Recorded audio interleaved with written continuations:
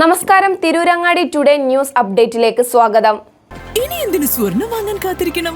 ചെമ്മാട് തോമ ജ്വല്ലറിയുടെ showroom ഉടൻ സന്ദർശിക്കൂ. വാർത്തകൾ വിശദമായി.